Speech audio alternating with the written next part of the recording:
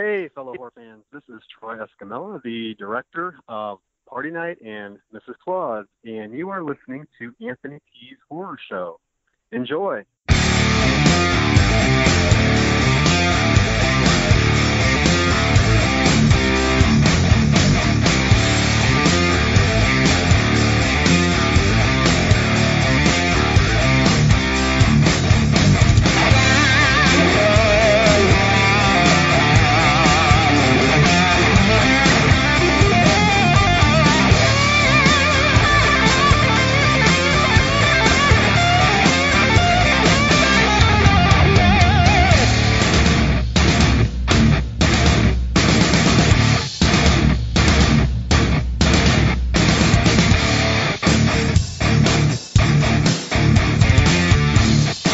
Welcome to Anthony T's Horror Show. I'm Anthony T. In this edition, I'll be talking about why you should support physical media, as there was an interesting article that came out between episodes, and I wanted to talk about it because, let's face it, I am a huge supporter of physical media, but I'll tell you why you should be supporting it. Then I will be talking to director Mike Lombardo, director of the Christmas, a post-apocalyptic film, I'm Dreaming of a White Doomsday, and then I will review a couple of Christmas horror films that just came out, Sleigh Bells, and I'm Dreaming of a White Doomsday. But first, here's the news. First up, we got some news on Rob Zombie's upcoming film 3 from Hell, which is pretty much a sequel to The Devil's Rejects and House of a Thousand Corpses.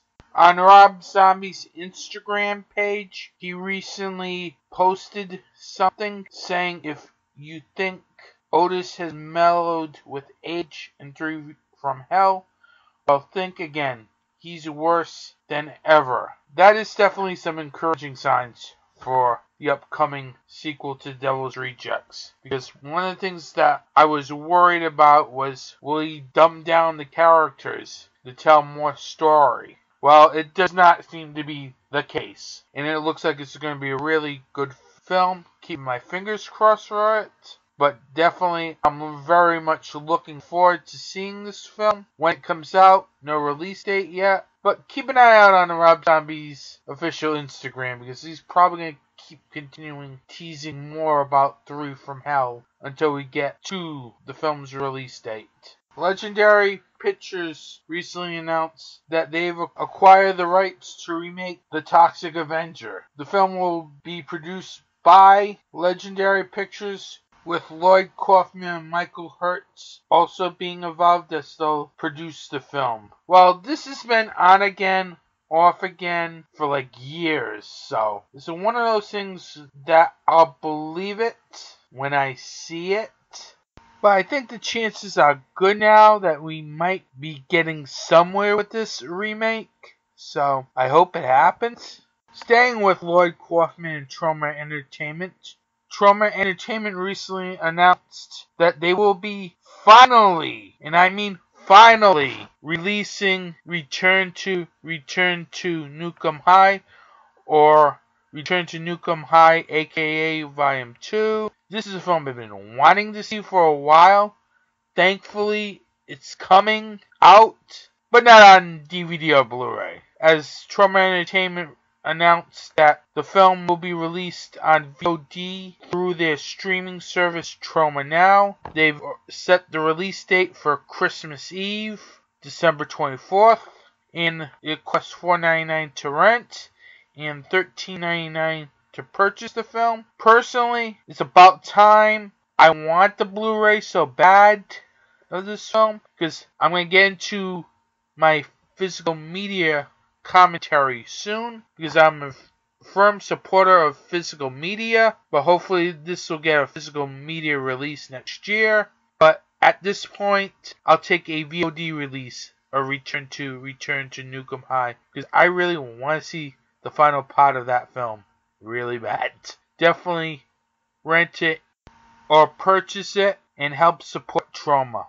And finally, in convention news, Connecticut Horror Fest recently announced their first guest for their upcoming CT Horror Fest that takes place on September 14th of next year. They've announced that David Norrington will be at that convention. He's been in films such as An American Werewolf in London and Stephen Mena's Brutal Massacre. Overall, it's not an exciting guest to get going, but David Norrington is a nice guy. I had a chance to meet him back at TerraCon a couple years ago, and it's not a bad guest to start off with. I can't wait to see who they're going to announce as their headliner for 2019, but still, CT Horror Fest, I thought it was one of my favorite conventions of this year that I went to, so I have faith that they'll have a good headliner this year. And that's the news. Warning! The following commentary doesn't represent the views of Dark Discussions or the Dark Discussions Network. In other words, there are my views only. Recently, I came across an article on Wired.com called Streaming Isn't Everything and Blu-rays Are Back to Prove It. This is a very interesting article as it features interviews from one of the founders of Vinegar Syndrome. It also features an interview from the owner of Diabolic DVD. It's really a good read as it goes into why physical media should be supported. But what really inspired me to do this as my commentary this time is I thought this would be a perfect time to do a commentary on physical media because I'm a huge supporter of physical media. Physical media is something that should never go away. And I'm going to tell you why physical media is better than VOD, video on demand. And the first reason why it's better is you get to hold the film in your hand. As someone who's grown up through the video store days, it was nice holding, whether it's a VHS, DVD, or Blu-ray. You get to see some nice box covers. Plus, you come across films that you never in your mind would ever see. Plus, it really is something that you can keep. You don't have to worry about anybody taking it away from you or movies being pulled from VOD and you're scrambling to wonder why I can't see this film. This is why I like to buy a copy of a film, because I like the fact that you can hold it in your hands, see it, then at conventions bring it for the various stars to sign, because you can't do that with VOD copies, as it's just on a cloud and that's it. Plus, your Netflixes and Hulu's put movies on every month and take away movies on every month. So if you really, really like a film and you don't want to buy it and depend on Netflix and Hulu as your video libraries, then I don't know what you're thinking, because then you're going to be out of luck when it's taken off the service. Number 2, you can bring it to a friend's house and watch it. With the DVD and Blu-ray copy, you can throw it on, maybe have a couple friends over, watch the film, have fun watching the film, making fun of the film. When a VOD copy, you cannot bring it to a friend's house. Literally. It's like it's stuck for your own private viewing, and that's it. I don't know why people go for VOD films, because you can't bring a VOD of a film to your friend's house. It's like it's stuck in the cloud, and that's it. The third and important reason why you should be supporting physical media is a disc never buffers. When you watch something on Netflix, sometimes something will buffer if you have too much internet usage. With a Blu-ray or DVD, that's not a problem, because you're playing it off a disc and it's a lot easier. You don't have to worry about any of those problems, and it really makes the viewing experience a fun one, as sometimes streaming video can buffer and it takes away your enjoyment of something. So this is why I'm talking about physical media being the go-to when collect films, because with physical media almost nothing can go wrong. You only have to worry about maybe a bad disc, and if you get a bad disc, it can be easily replaced. But when you are watching it on the VOD, sometimes it can buffer and ruin your viewing experience. This is why I'm a sole supporter of physical media. I'm happy that companies like Vinegar Syndrome, Blue Underground, and Scream Factory exist, and also retailers like Diabolic DVD and Grindhouse Video exist as well, as they put out and sell films for us film geeks who love to have a copy of the film in the palm of their own hands and not on some stupid cloud. And this is why I fully support physical media. Have a horror podcast that you want to promote? Have a geek podcast you want to promote? Well, if you answered yes to one of those, then here at Anthony T's Horror Show, I'm looking to have your commercial here on my show. If you're interested in having your commercial played on my show, you can contact me at anthonytshorrorshow@gmail.com. And remember, support indie horror. Hey guys, this is Steve and Christina. I'm the founder, owner, creator, and host of Super Retro Throwback Reviews. Are you looking for the best movie reviews, music reviews, video game reviews, and Comic-Con coverage all around? Well then look no further. Definitely check out Super Retro Throwback Reviews on YouTube and our new audio podcast, the new and improved Super Retro Throwback Reviews audio files version 2.0 on the following media distributors: Podbean, Google Play, Stitcher, SoundCloud, iTunes, and Spotify. Class is over, John. Time for something new and improved. Welcome back to Anthony T's Horror Show. I'm here with director / writer / special effects artist / editor, aka jack of all trades, Mike Lombardo. Welcome to the show. Howdy. Thanks for having me. First question, what made you want to get into the special effects aspects along with the directing and writing? Ever since I was a kid, I've been interested in special effects. I used to go to the Halloween store the day after Halloween and buy all the props and blood and stuff that I could on discount so I could figure out how to make my own gore scenes. I remember when I was a kid, I used to ask for fake body parts for Christmas every year. And finally, my mom actually bought them for me. So I used to recreate the scene in Chud where Daniel Stern and John Hurd find the remains of the cleanup crew, all the dead body parts everywhere. And I used to put them around my living room and pretend that I was walking through the sewers and came across that. So it's always been an interest of mine. And as I got older, it became kind of a practical thing because I could do the special effects. And because there's no one in the area I live in, there's nobody else that does it. So if I wanted to make gory movies, I was kind of, I had to learn it or I couldn't do it. So it's partially out of necessity, I suppose.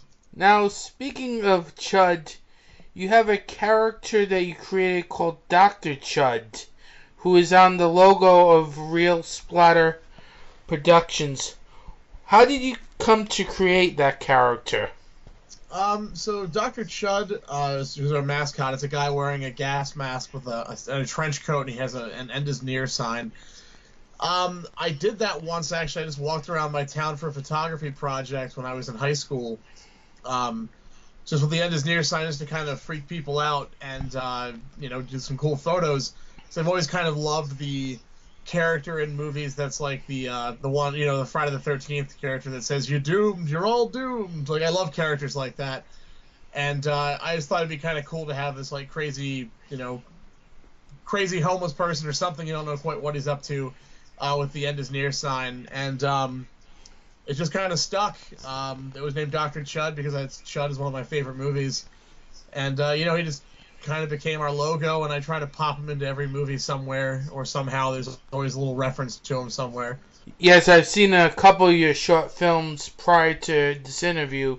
I went on YouTube and checked a couple of those short films, especially The Stall, and I forgot the name of the title, but it's like a newscast one. Demonstration of the Dead. Yeah, that was a good one, too. Thank you. That was going way back. Which you can check out on his YouTube page at Real Splatter Productions. Speaking of Real Splattered Productions, how did you form that company? Real Splatter was something that I started back in 2003. I was in high school, and we started making short films, and we needed a name, and that just kind of is what I had come up with. And our tagline used to be "Putting the laughter back in slaughter," but now we made Doomsday. It's not really funny, so that tagline doesn't really apply too much anymore, so I got to figure something out, I guess, going forward.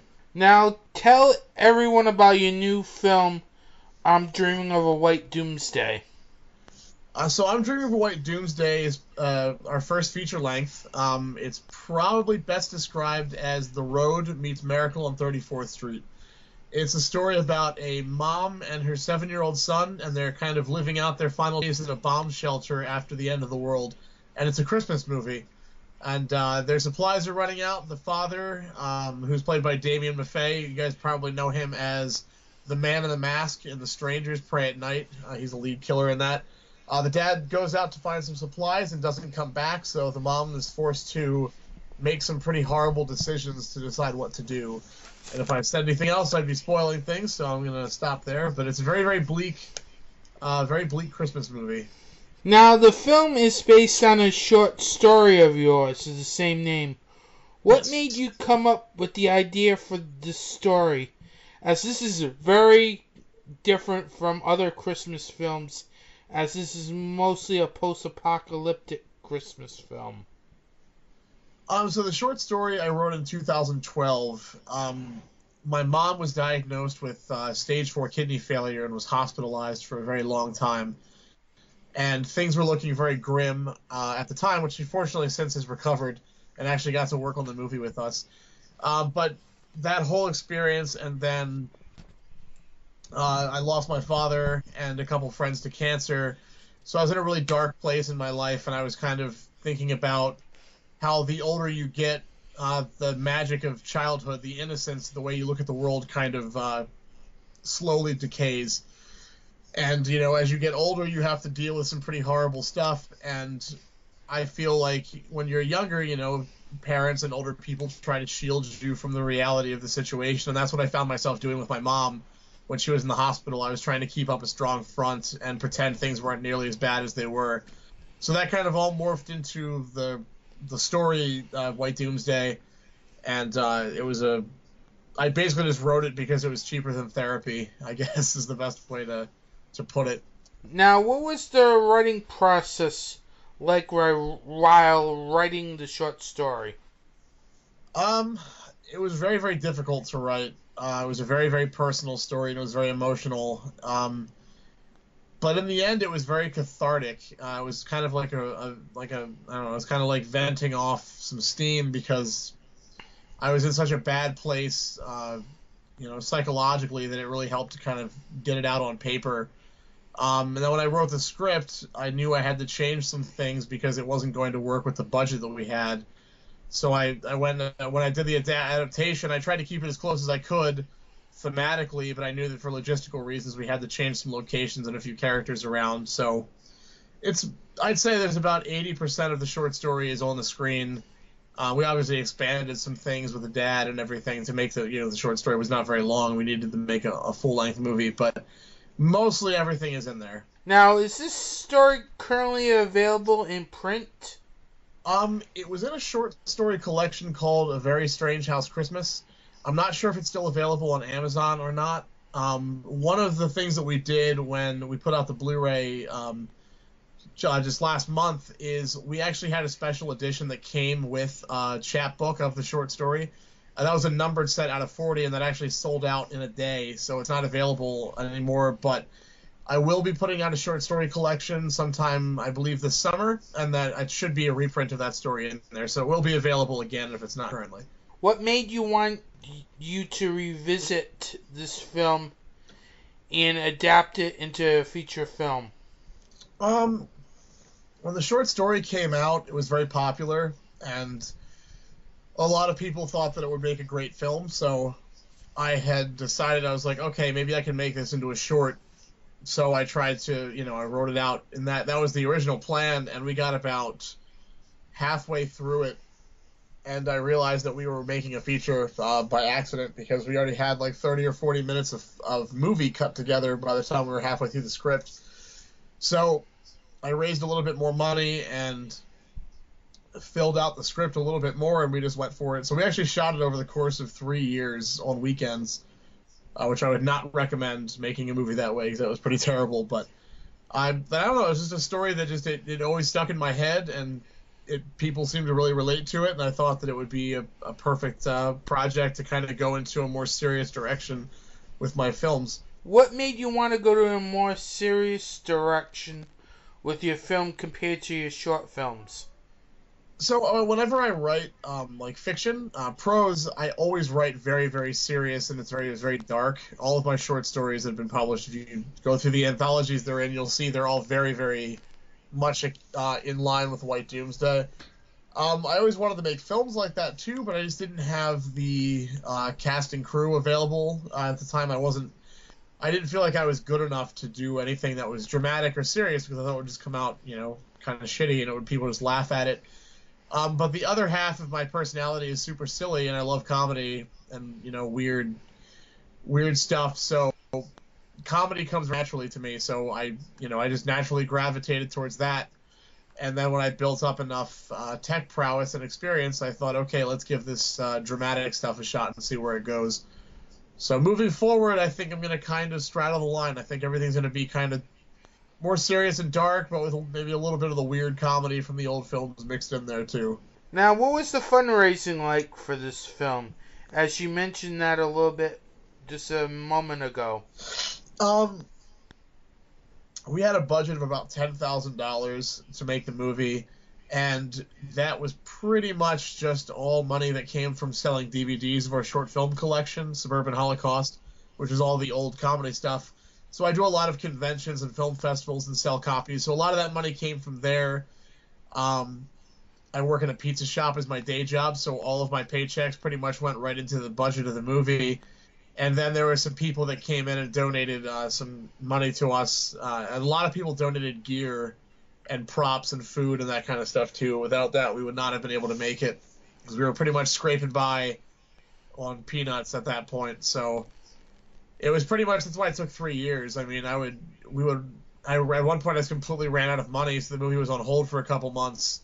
And then, I got some money from work, and then I'm like, okay, we can afford to shoot 2 more days. Let's do that. And then, a few months later, I had the money to shoot another 2 days, and we just kind of piecemealed it together until it was finished. Why did you not go the way of Kickstarter or Indiegogo for this film? So Kickstarters and Indiegogos, I feel like there's a lot of pressure with that, and because White Doomsday was so far out of my comfort zone, being dramatic and serious, I didn't know how it was going to go, and I didn't want to take people's money and then deliver a product that was not good. So I decided to hold off on that. I funded it myself as a big experiment to see, if I could do it or not, because I didn't want to take that risk with other people's money. I would have felt horrible if the movie didn't work out. But going forward, that's something we're definitely going to consider for the next film. That's definitely an avenue that I'm going to be exploring. Now, one of the film's stars is Damian Melfi, which you just mentioned. How did he come aboard this project? So Damian, I knew him from our executive producer, Brian Keene, who's a very well-known horror author. And Damian was working with Brian to adapt one of his books called The Cage. So I got involved with The Cage as that was on Kickstarter and made friends with Damian. And then when it came time to do Doomsday, we got a hold of him. He actually came all the way down from Maine to Pennsylvania. He took a train. But we only had him for 2 days. So we actually had to shoot. I told him to stop shaving for about 3 months so he'd have the gross beard that he has in the movie. And we shot all of his apocalypse scenes in the bomb shelter over the course of 18 hours one night. Went back to my house. He shaved his beard off. Went to sleep for 4 hours, woke up and shot another 18 hours with all of his pre-apocalypse scenes, and then he was right back on the train. And we couldn't afford to get him back again, so it was really nerve-wracking. And I'm like, well, I hope we got all of the footage we needed of him because he can't come back. Yeah, he was good in that film. But I thought your 2 main stars were very good in this film. How were they cast? So Hope Bickley plays the mom. She was I met her through the guy who did the soundtrack, Eric Mearns. It was a girl that he was dating at the time. She actually recommended her because she does a lot of theater, so she had her come down to audition, and she just blew me away. I had seen a few women to play that part, but Hope really nailed it in the audition. And then the little boy, Reeve Blasey, was the son of a friend of mine, and that worked out really well because when I put out the casting call for the kids, a lot of parents submitted stuff until I gave them the script and the short story, and I said, before we go any further, I want you to read this and know exactly what's going to be happening in the movie. So I lost half the candidates right off the bat.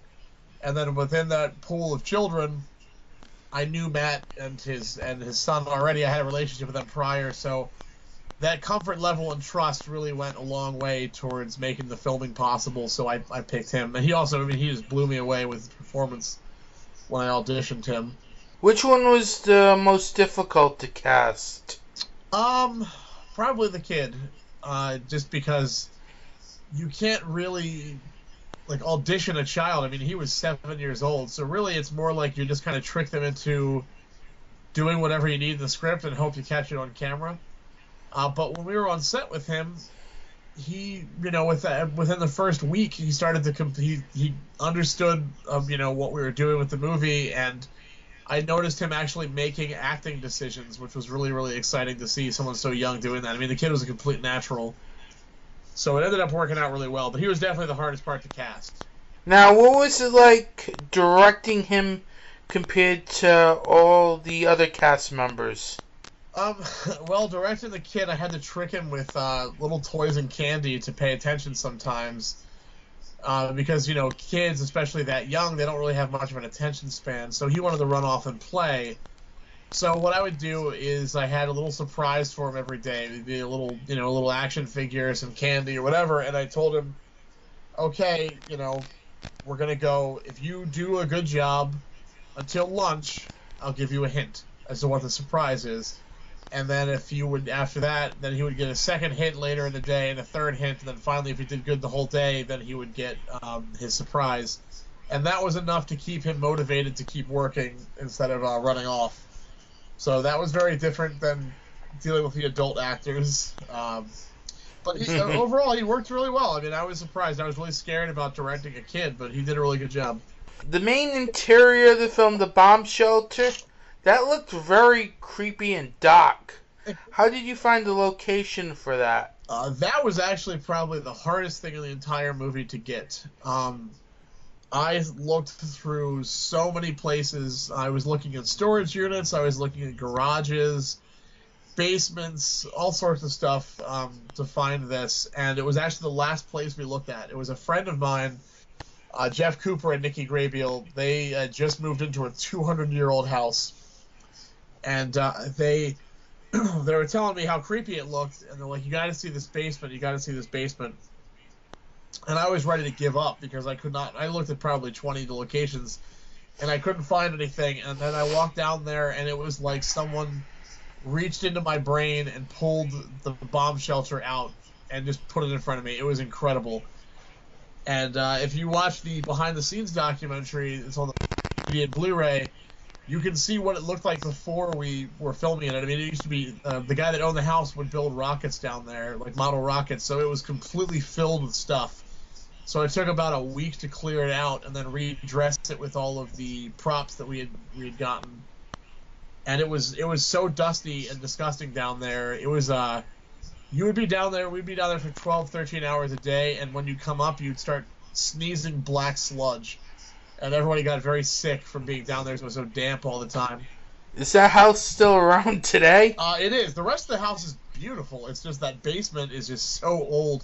It's right. What it is it's right next to the Susquehanna River, so the water would seep in from the river, and that's what made it so damp and dusty. But the rest of the house is absolutely beautiful. What was it like finding some of the exteriors and locations for the film, as you needed some of the exteriors to look like you're living in a post-apocalyptic world?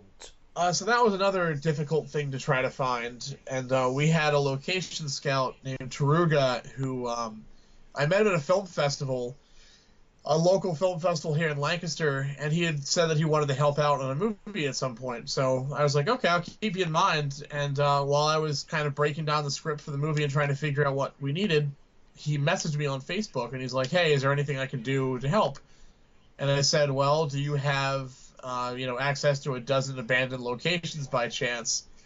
And he did. He's an urban explorer, so he sent me photographs of pretty much every location we used. And then we went out for like a 9-hour location scouting the next day, and we would hike through the woods to find some of these places. Like, there's just all sorts of stuff. So the problem with shooting in those locations is there's no electricity, and also we weren't allowed to be in some of them, so we had to try to get in and out really quick before the cops came in a couple instances. So that was always interesting. What was the atmosphere like on set? Because this is a very dark and bleak film. So surprisingly, the set was actually pretty lighthearted. I think you have to be when you're making something this dark. Although there were a lot of times, like especially when we were shooting the end scene, and a few of the other moments, like when the mom was leaving the shelter, where it was very, very oppressive to be in the room. We actually had a couple crew members that couldn't handle it, and they had to leave set for an hour or two. The scene when the mom has the gun with the bullets, that was a part where we lost a couple people. They couldn't be down in the same room watching it. So there was a few times that the crew was actually crying on set, and that's when I knew that we really had a movie that was going to work.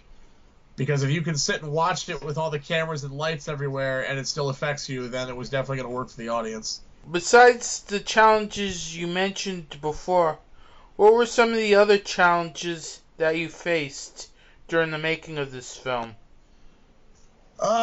Money was a big one. The weather was probably the worst because all of our exteriors were winter and we needed snow. And of course, we were shooting the one season where it didn't snow at all. So I would religiously check the forecast, and if there was snow, I'd call everybody. I'm like, all right, get ready, we're gonna shoot this day, and then it would dump like 3 inches of snow, so we would have to kind of frame our shots around where there was the most snow. And then sometimes it was like a blizzard out, and we actually had to cancel shooting. So that was really horrible, especially in the abandoned locations because there's no roads, so you're kind of hiking through knee-high snow, carrying all of your equipment. And the gas masks they were wearing, there's a lot of condensation when you're breathing through those when it's cold out, and that just freezes right through your skin. So it was just hell.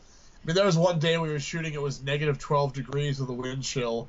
It was the first time we see Santa Claus on the exterior when he has a scroll. That was the negative 12 degree day, and that was just horrible. And then, of course, after that, it was just a matter of shooting a movie for 3 years on weekends. I mean, it's just so exhausting. 12, 13-hour shoots. The kid was losing teeth because he was getting older. I mean, he was 7 when we started. He was almost 10 when we finished. So that was really difficult, and people gaining weight, losing weight, changing their hair, that was a big problem. So, like I said, shooting a movie on weekends for 3 years is definitely not the ideal way to go about things. Were there any time in the process at all where you had any thoughts about giving up on making this film? I think that every filmmaker has a moment where they just kind of hit a wall and they want to throw in the towel. And I had a few moments where I was really scared that it wasn't going to work, but I can honestly say I never wanted to stop.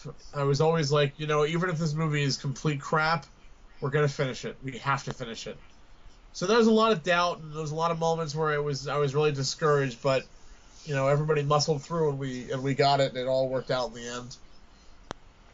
Now, you also handled the makeup effects, which had a very graphic tone to them. What made you want to handle that aspect as well as directing, writing, and editing? Well, special effects has always been my passion. I mean, like I said before, since I was a kid, I loved doing special effects stuff, especially with skeletons. I'm a big fan of skeletons, so when I was writing the script, I wrote in a couple moments that I knew would be fun to do, so I was really looking forward to doing all that. The problem with doing the effects work and directing and doing all the other parts of the project, too, is that you never really get a break, because I would work my day job, come home, plan out the next day's shoot, and then I would work on special effects prepping until like 3 in the morning, go to sleep, wake up for the shoot, and then just repeat that every day, and it was really, really stressful. But I saved a lot of money by doing the effects work myself, and I mean, honestly, that was probably the thing that kept me going on the days when I wanted to give up. It was just playing with skeletons and slime and blood and everything. That really always makes me happy, so it was a lot of fun for me to do those things. Speaking of the skeletons, what was the process like in making them look very gory? Because I kind of like those effects in the film. Thank you. The skeletons, so there's the famous skeleton is the one in the bathtub that's just black and slimy. I actually took, I stained the skeletons themselves with wood stain. If you're actually on the Blu-ray and the DVD, there's a tutorial on how I did that. But then I took plastic wrap, like drop cloth you would use for painting, like to protect your carpet, and I would use a spray adhesive on the bones and wrap the tarp around, the drop cloth around it. Then I would use a heat gun and turn it on. It would melt the plastic in cool ways, and I would pretty much sculpt all of the texture and the hollow skins and the gross looking areas with the heat gun, and then I would paint that with wood stain. And then I mixed up a slime that was pretty much like a mixture of chocolate syrup, KY jelly, water, and a few other things to make the goop that he was covered in. Then the eaten corpse that they find in the house, that was latex, newspaper, duct tape, cotton balls, and paint. And then a lot of fake blood. What would you say was the most challenging effect done in the film? Definitely Santa at the end. Which, without giving too much away, the final scene was very, very, very difficult to do. I had to do a full head cast, which I had never tried before. And that was probably the most expensive effect in the whole movie, too. So we had to do the full head cast, then I had to make a silicone mold of the actor's head, and then do hollow plaster heads, and fill them with ash. And that whole thing, that was a several-month process to put all of that together. I also had to learn how to do hair work, because I had never done fake hair, so I had to learn how to cut and blend various colors, and then, do them on the actual actor's face, because he had shaved his beard off, so all that hair was fake, and then duplicate it onto the fake head. So that was really, really difficult. Now, since you wrote the story, was the screenwriting process easier than writing the story, or was it harder? It was, I'd say kind of both. It was easier in the sense that I had a full story to pull from, so I already knew the beginning, middle, and end. But it was very difficult trying to write the script because I knew we didn't have a lot of money, so I was trying to write the script to budget. And that was definitely hard. And that's where a couple of the changes had to come in because we didn't have the money to build another bomb shelter or to have, creatures and various things that were in the story. But it was definitely easier than just writing it from scratch, I feel like. What was the reason why you went for a slow burn approach when writing the story instead of having this action-packed splatterfest like some of your short films? Definitely it was a tonal thing that I knew that I wanted the movie to be more serious and dark, and even the gore that we did, and the gross stuff in the movie there's not a lot of it. It's very minimal, which was definitely by design, but I wanted to make a movie about inevitability. The way that I wrote the story and the emotions that I was feeling at the time, I wanted to kind of make a movie that made the audience feel as helpless as I did dealing with the situation with my mom in the hospital, because there's nothing worse than watching someone you care about, fading away and you can't do anything about it. You can't help them. So I wanted to make the audience feel that, and that's why I wrote it the way that I did. And I really don't like these really big, over-the-top apocalypse movies that are... I like realistic stuff. So I wanted to show what it would actually be like if you were living in a bomb shelter, like day to day, and what toll the depression would take on you psychologically, and just watching your food supply dwindle. And when she goes outside, we could have done like burning cityscapes and stuff, but it didn't fit the tone. I wanted it to be just a very hopeless dead world, because if that's what it would be like. It wouldn't be Mad Max, it would just be empty. There'd be nothing there. And I think that's far scarier than watching like a horde of zombies or something. I think that just being alone is much more frightening. Were there different scenes that weren't in the book that made its way into the film? There were. The scene with the wounded girl in the house with the backpack, that was not in the short story. In the short story, they have a neighbor who also has a bomb shelter, and he's like a middle-aged man that was a friend of the family, and the mom actually prostitutes herself to him for food. And when I went to write the movie, I didn't feel like that really fit the tone that I was going for, so I wanted to show that the mom would do anything to save her child, no matter what the cost. So I wanted to keep that idea intact, but I didn't want to go that route that I did in the story, so I came up with the idea with the backpack and the wounded girl that kind of conveys the same sort of thing. The ending is slightly different with what happens in the story. In the story, we imply creatures a lot more heavily. Like in the movie, the girl kind of mentions that something attacked her brother. In the short story, it's a lot more explicit that there are something lurking around. And then there's a scene in the story where Santa Claus comes across a guy who is a cannibal, and you see a little bit of backstory of the guy's life, and that you learn that only the innocent can see Santa, that you have to believe in order to see him. And that was really hard to convey visually without having dialogue or something, because in the story, everything's in Santa's head. You get to see his internal monologue, and I couldn't do that on screen, so I cut that out and changed it up a little bit, too. Now, are you surprised that this film has been well received on the film festival circuit? Honestly, I didn't know what to expect when we made it. I was very proud of it, but after you look at something for 3 years, you kind of hate it. I got sick of seeing it, and I didn't think that it was going to work. And when we did our world premiere at Nightmares Film Festival in October of 2017, the movie started and the theater was just completely silent the entire time, like not so much as a sneeze. And I'm used to watching movies that we made with a crowd where everyone's laughing and having a good time, and that's how I know that we did a good job. So I was really nervous. I was like sinking in my seat thinking that we screwed it up. And when the lights came up and the credits rolled, nobody clapped. And that, I felt horrible. I was like, oh my God, we screwed this up so badly. And then one person started clapping, and then a couple people started clapping kind of quietly, and then it just tapered off. And then I went up, they called me up for the Q&A, and the lights came on, and I looked and I saw that the entire theater was crying. And then people all the people in the audience during the Q&A, they were just sobbing, and they were telling me how much that movie impacted them. And then from there on, it just, every screening we do, people are just coming up and just hugging us, and they're talking about their experiences with depression and losing family members, and it really resonated with people. And then, of course, we won. We were lucky enough to win 7 awards, and I think we had 14 nominations, which was really, really awesome. And I didn't expect any of that. I really didn't. So that was very cool. How did the deal with Scream Team releasing come about? So I met Justin on the Horror Syndicate podcast, actually, that I do that Friday nights.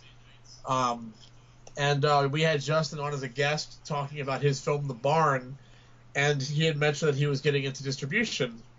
And the Horror Syndicate guys were telling him, oh, you got to watch Mike's movie, it's really great. And we were shopping the film around to several distributors at the time. So Justin took a look at it, and he really loved it. So he emailed me, and we started talking, and we went back and forth with some contract terms for about a month, and he was definitely the best person for it, and I'm super happy with how things have turned out. Scream Team is a fantastic company, and they put out a lot of really, really top-tier indie movies, so I'm very proud to be on that label. Yeah, that is definitely a great label. They put out some really good ones, such as The Witching Season, Bong of the Living Dead. Oh yeah, definitely Bong. 1031, and more. What are some of the special features people can expect on the DVD Blu-ray? So we have a lot of. We actually maxed out the disc. We put as much as we possibly could on there. So there is a commentary track with myself and Brian Keane, who's our producer. We have a commentary track with Hope and Reeve, who was the mom of the kid, and Reeve's actual mom, Pam, who was on set for a lot of the movies, so she does a commentary on there as well. And then the centerpiece is Armageddon from the Cheap Seats, the making of I'm Dreaming of a White Doomsday. And that is an hour and 20-minute long documentary that covers every aspect of the making of, and it's all just straight behind-the-scenes footage. There's no interviews or anything. It's all just, you can watch the movie being made.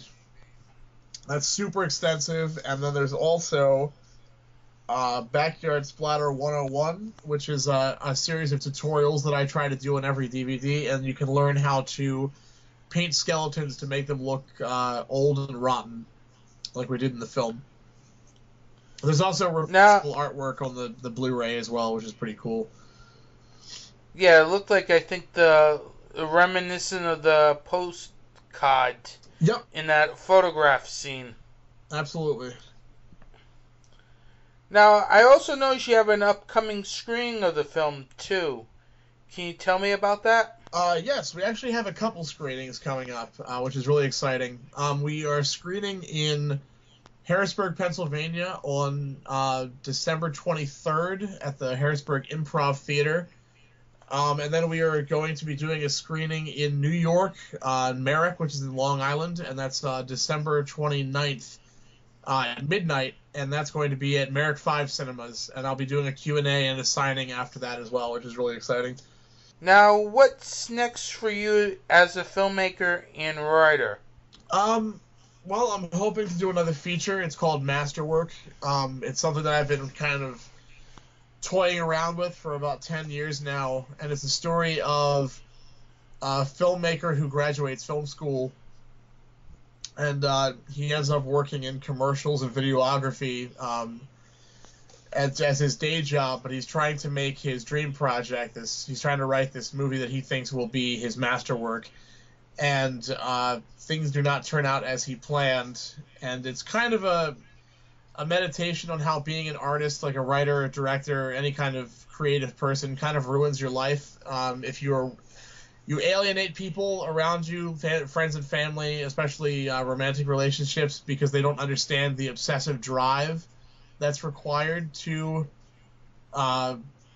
pursue this kind of dream. So it's a very dark drama, kind of dark like White Doomsday, but it'll be a little bit more lighthearted in a few parts of it.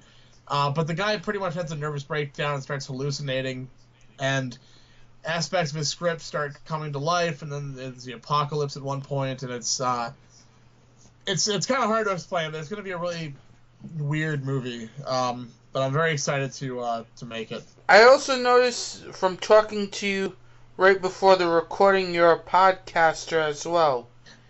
Yes. Can you tell me about your podcasts? Yes. So I am one of the hosts of the Horror Syndicate Lives, which is a Facebook Live podcast that happens every Friday. Although I believe this Friday is our season finale, and then we're going to go on hiatus for a couple months until the holidays are over and come back with a season 2. We do that at 9 p.m. on Fridays. I'm a host,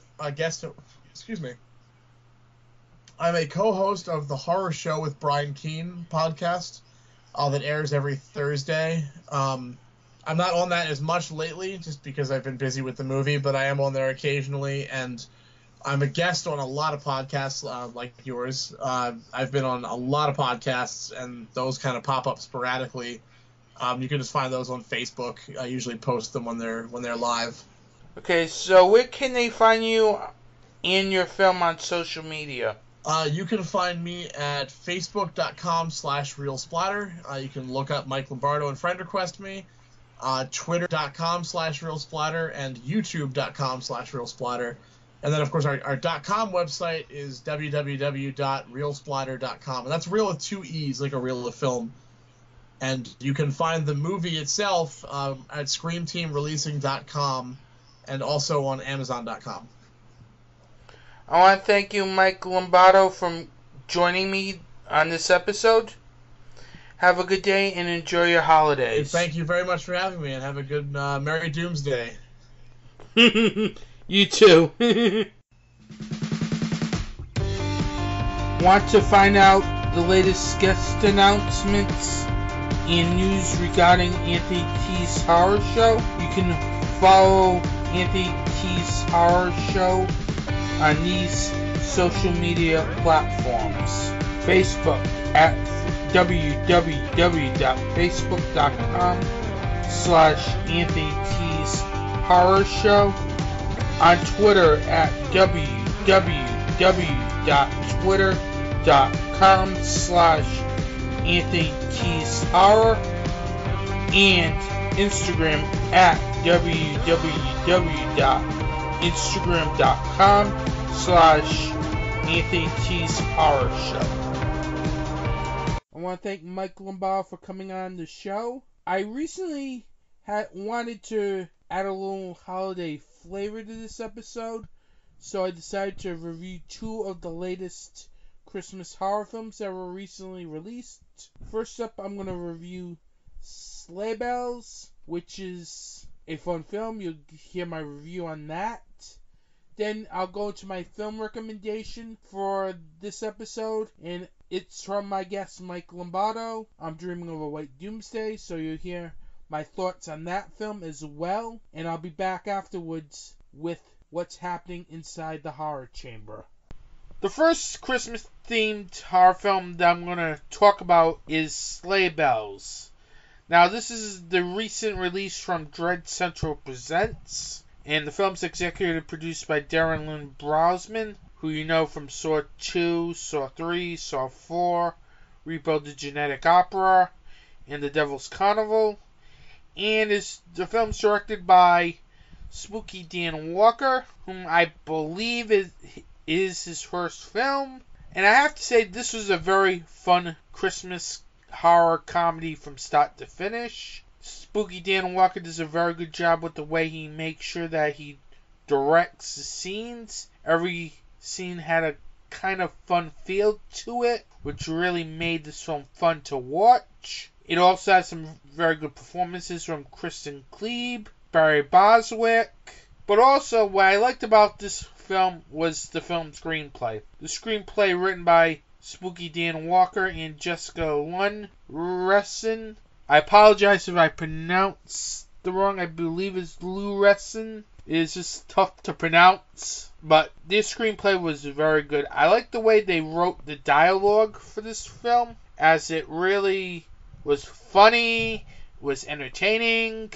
It kept my interest throughout the film. The other thing that I liked about the screenplay was the fact that the screenplay does a very good job in moving the story along, whether it's the action scenes or the interaction between the 3 main characters in the film. It made for a really fun film, as this is definitely one of those films that I'm going to be viewing every year around Christmas time. Sleigh Bells is a very entertaining, very funny film with some good performances, plus some really good direction, and some good horror action as well. It's a very fun B-movie type film that if you're looking to check your brain out the door, then this is definitely a film that you'll have fun with, as this doesn't take itself seriously, which is good.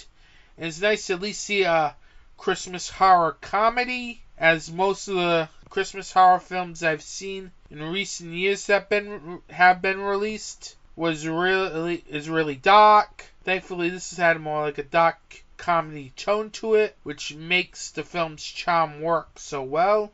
Definitely rent or pick up Sleigh Bells, as it's available on DVD, Blu-ray, on Epic Pictures official website, and various VOD providers. The other Christmas film that I'm going to review is also going to be my film recommendation this episode.